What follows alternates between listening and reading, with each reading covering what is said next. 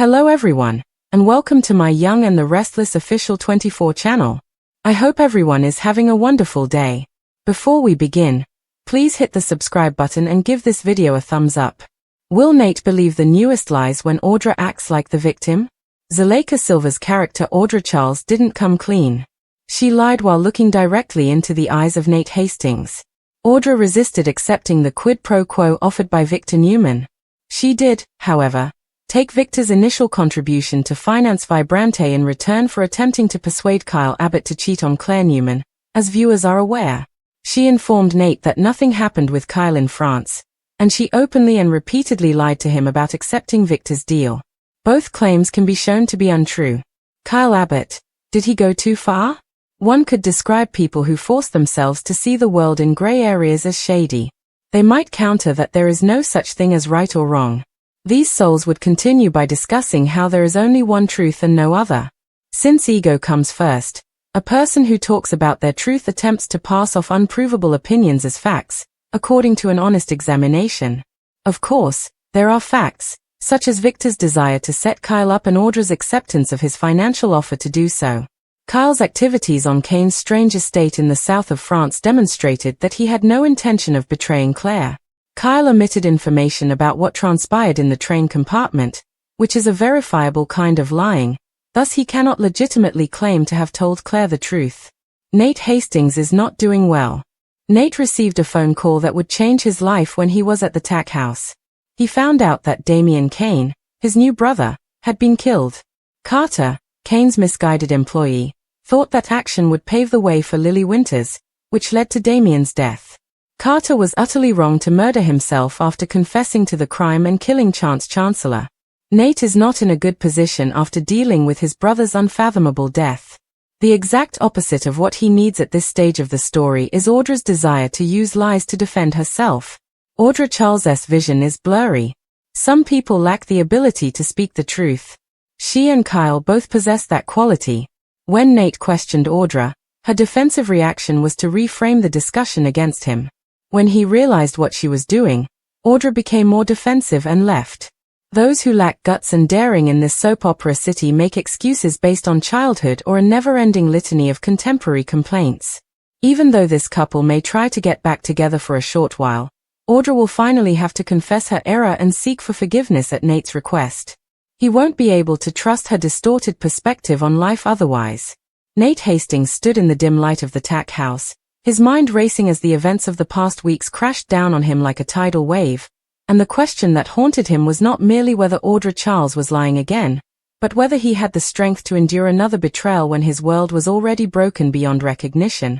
because Audra had looked him in the eye, calm, deliberate, and seemingly sincere, and told him that nothing had happened with Kyle Abbott in France, a denial. She delivered with a tone so casual and confident that if Nate had been in a different headspace, he might have accepted it without hesitation, yet everything in his gut screamed that she was distorting the truth, just as she had done with Victor Newman's quid pro quo arrangement, because no matter how much Audra twisted her words, the facts remained. She took Victor's initial investment for Vibrante with the understanding that she would manipulate Kyle into betraying Claire Newman, and even if her attempts fizzled, her intent was clear, her complicity undeniable, her motives compromised from the start, and Nate, who had built his life on the fragile illusion that he could separate personal morality from professional ambition, was beginning to see that illusion shatter with every excuse Audra offered, every calculated smile she wore when cornered, and every victim card she played when she felt exposed. It was a bitter pill for Nate to swallow,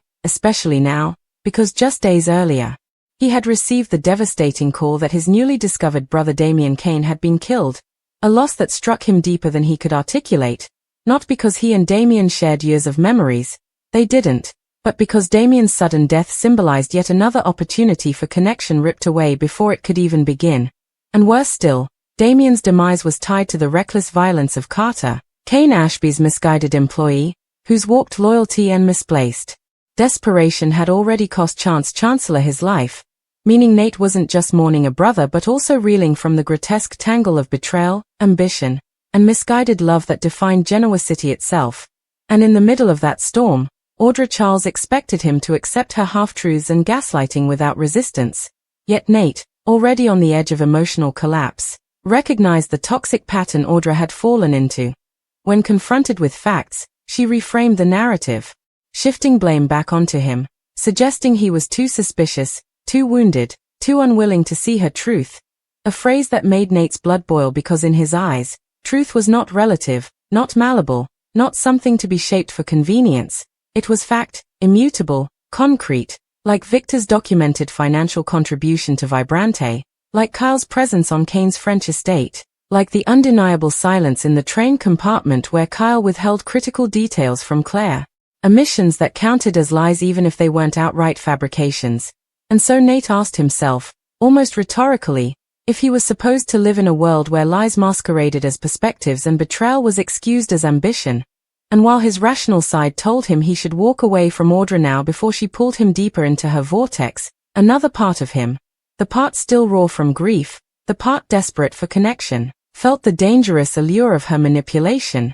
because Audra didn't just lie to protect herself, she lied with such conviction, such vulnerability in her voice, that she made him feel as though doubting her was cruel, almost abusive, as though he was punishing her for mistakes she hadn't made.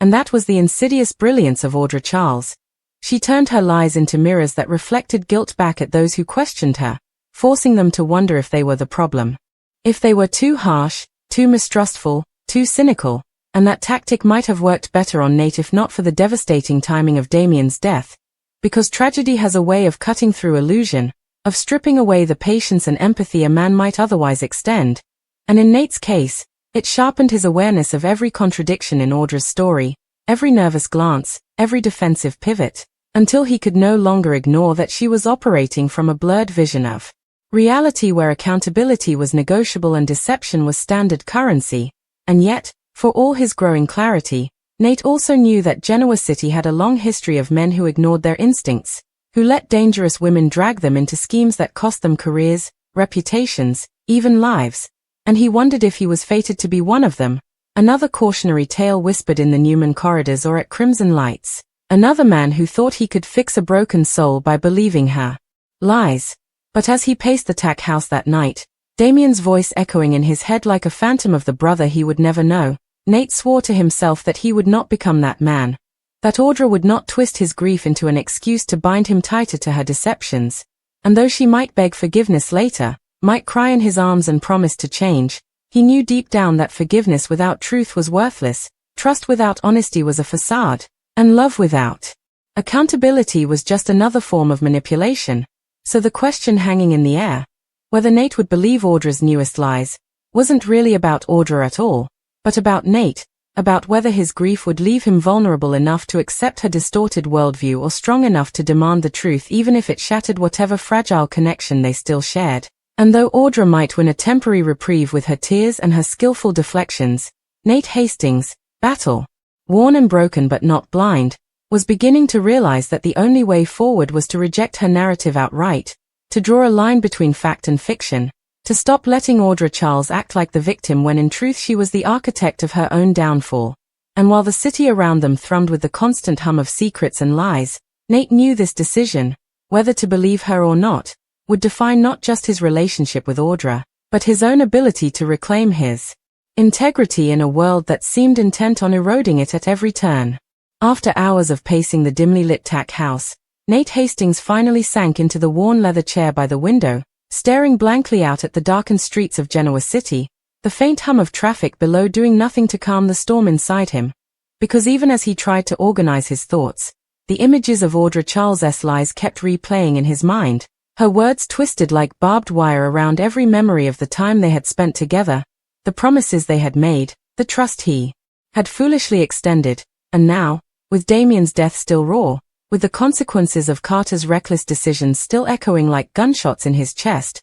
he realized that believing Audra's newest act of victimhood would not be a simple misstep. It would be a catastrophic surrender, a betrayal of everything he knew about honesty, about morality, about the fragile human connections that actually mattered in a city that thrived on betrayal and greed. Yet, even as he steeled himself against the deceit, he could not ignore the subtle pull of hope, the tiny, insistent voice in the back of his mind that whispered perhaps she had changed, perhaps her lies had been born of fear, not malice, and perhaps, just perhaps, She could be trusted again if he approached her carefully, if he demanded transparency, if he set boundaries she could not cross without consequence. But Nate also knew that Genoa City's history was littered with men who gave second chances only to find themselves further ensnared in manipulations they could not escape, and he was determined not to be another cautionary tale, not to allow the same cycle to repeat itself, because Damien's life, and the deaths of Chance and the countless others indirectly touched by Cain,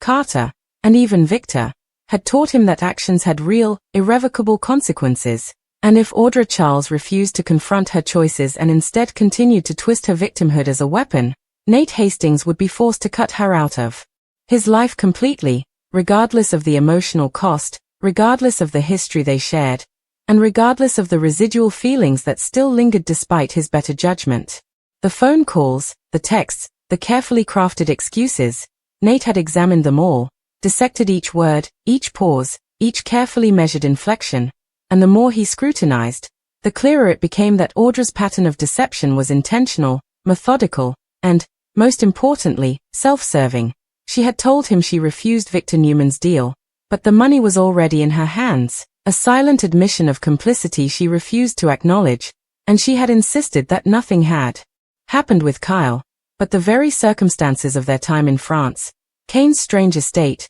the train compartment, the moments Kyle had withheld from Claire, were facts she could not deny, yet she had, and she had done so with a confidence designed to disarm, to deflect, to make Nate question his own judgment, his own ability to read people, and that was the true danger of Audra Charles, because lying was not merely a tool she used, it was a weapon she wielded with precision, and Nate, grieving, exhausted, and emotionally vulnerable, was her intended target, whether she realized it or not, and as he sat there, the weight of the city pressing down through the walls of the Tack House, he knew that any decision he made in the next few hours could define not only his relationship with Audra, but his very sense of self, his understanding of trust, and his ability to navigate the treacherous waters of a world where truth and deception often dance together, indistinguishable, like shadows at dusk. Even as he considered confronting Audra directly, as he imagined the scene where he would force her to admit every lie, every misstep,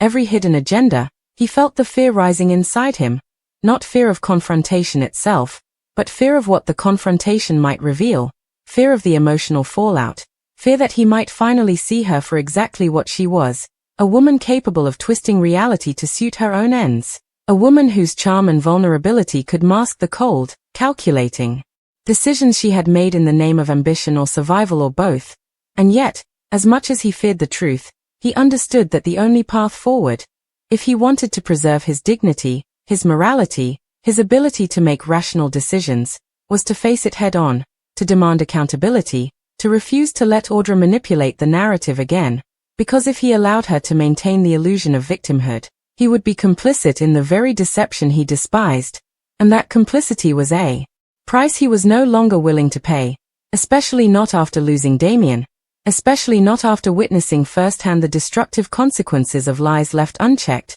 especially not in a city where every small moral compromise seemed to compound into catastrophe. As the hours passed, Nate began to replay every interaction with Audra in painstaking detail, dissecting each nuance, each hesitation, each carefully placed inflection, and he realized that the pattern was unmistakable. When confronted with facts, Audra did not admit error. She deflected, she reframed, she projected guilt onto others, she turned the conversation inward, accusing him of mistrust, of cynicism, of failing to understand her truth. And while that strategy might have worked on someone less grounded, less experienced, Nate's grief had given him clarity, had sharpened his instincts, had allowed him to see the thin veneer of performance for what it was, and the realization settled over him like a cold weight. Believing Audra's newest lies was not just ill-advised.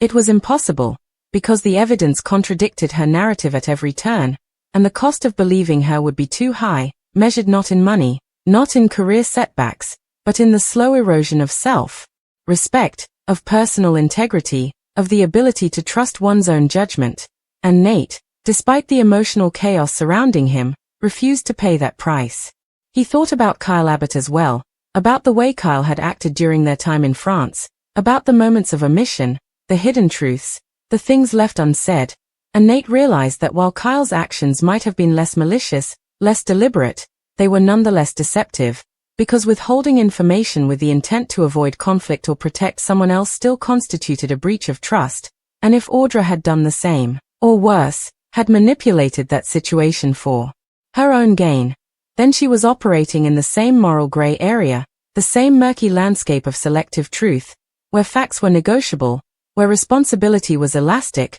where consequences were often ignored, and that realization made the decision crystal clear. He could not, would not, place faith in someone who treated honesty as optional, who acted as if her choices were somehow justified simply because she felt wronged or pressured, because in Nate's view, truth was a non-negotiable foundation for any meaningful connection, and without it, relationships were hollow, partnerships were precarious, and love itself became a dangerous illusion, easily shattered by the first gust of deceit. And yet, despite the clarity, despite the resolve, despite the emotional armor he had painstakingly assembled, Nate felt the pull of residual attachment, the faint echo of affection for Audra, the memory of moments when she had seemed genuine, kind, vulnerable, and human, and that tension, between reason and feeling, clarity and hope, grief and desire, made every decision agonizing, because he understood that cutting Audra out entirely would bring pain, loneliness, and the possibility of regret. Yet allowing her to remain, unrepentant and deceptive, would bring betrayal, disillusionment, and erosion of self, and so he sat there, late into the night, grappling with the paradox, wrestling with the inevitable confrontation he would soon have to stage, preparing himself mentally for the moment when he would look Audra Charles in the eye once more and demand, not a lie, not a deflection, not another story framed to make herself seem the victim, but the unvarnished truth, because if she could not provide it, he would know, definitively, that their relationship was over, that her charm, her skill, her manipulation, no longer held power over him, and that, ultimately, was the only form of victory Nate Hastings could accept in a city where deception was currency and morality was optional. And even as he braced for the confrontation, even as the weight of grief, betrayal, and potential heartbreak pressed down on him, he felt a strange, cold sort of clarity, a certainty that no amount of charm, no act of victimhood, no attempt at persuasion could override. The truth mattered, and he would not abandon it,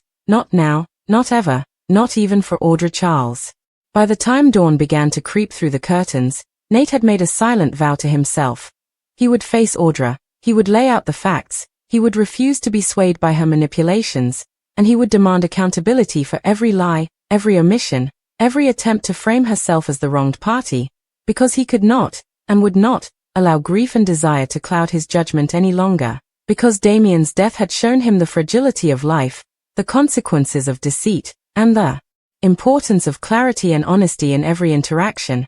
And if Audra could not meet him on that level, then she would have to be removed from his life entirely, no matter how painful that decision might be, because the preservation of his own integrity, the protection of his emotional well-being, and the maintenance of trust in his own instincts were now paramount, outweighing every residual affection, every hopeful thought, every lingering memory, because in a city like Genoa, where secrets festered and lies multiplied like wildfire, only those who could see through the fog and hold fast to truth could survive, and Nate Hastings, despite the pain, despite the heartbreak, despite the relentless grief that gnawed at his soul, knew he had to be one of them, and that meant confronting Audra Charles with courage, clarity, and uncompromising resolve, no matter the outcome, no matter the emotional cost, because the truth, and only the truth, would define the next chapter of his life, and if she could not provide it, then the only path forward was to walk away, leaving her victimhood, her lies,